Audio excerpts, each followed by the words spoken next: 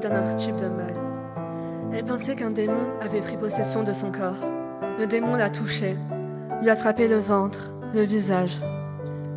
Ne lui laissait aucun répit, et il l'a clouée au lit plusieurs jours. Comme il nous surveillait en permanence, nous ne devions pas faire de bruit. Mon père ne comprenait pas ce qui se passait. Être pharmacien le jour, peintre en bâtiment la nuit. Pour lui, cette histoire de démon n'était qu'une superstition d'un autre temps.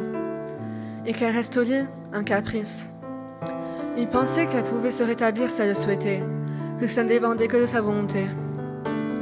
Vera, tu devrais être au lit. J'y vais.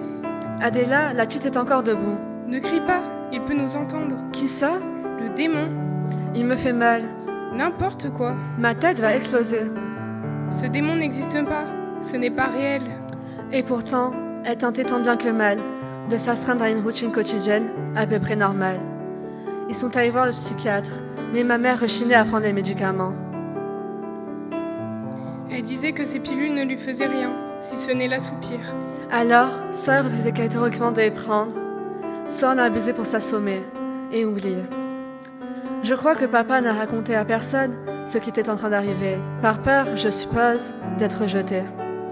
Il ne voulait pas qu'on sache que sa femme avait perdu la tête et qu'elle disait des choses absurdes et dénuées de sens. Quoi qu'il en soit, il était seul. Il ne savait pas comment gérer la situation.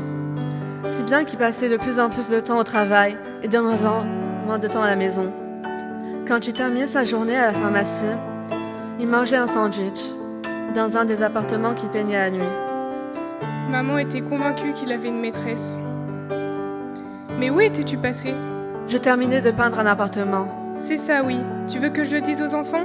Quelle belle façon de détruire notre famille. Tu veux me faire croire que tu as travaillé jusqu'à minuit? Elle passait son temps à fouiller la maison, à la recherche d'une preuve. Elle reniflait ses vêtements, appelait ses collègues, épiait le moindre de ses mouvements. Mais elle n'a jamais rien trouvé qui confirme ses soupçons.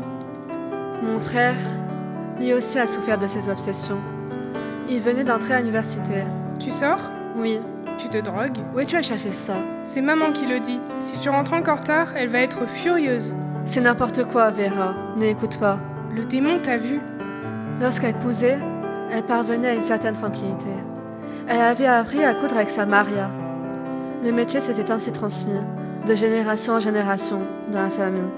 Elle cousait pour des voisines et des connaissances, mais aussi pour elle et pour moi.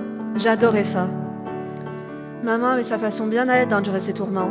On allait à l'église tous les jours. Là-bas, elle priait et demandait à Dieu qu'il nous protège de Satan. Le mal dont elle souffrait, la médecine ne pouvait le soigner.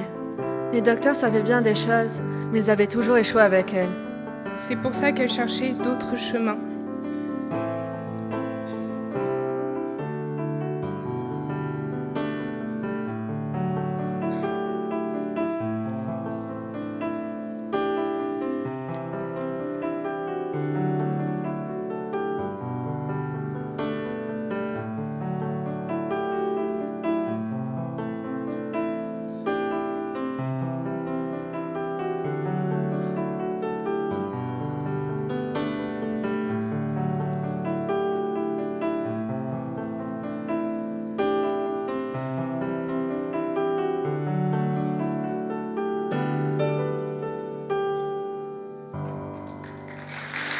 La voix des mots. Applaudissez-les s'il vous plaît. Applaudissez-les bien fort. Venez saluer votre public. Venez saluer votre public. La voix des mots. Des mots à dire, notamment, on peut les applaudir s'il vous plaît. Il s'agissait du lycée Alexandra David Nil de Digne.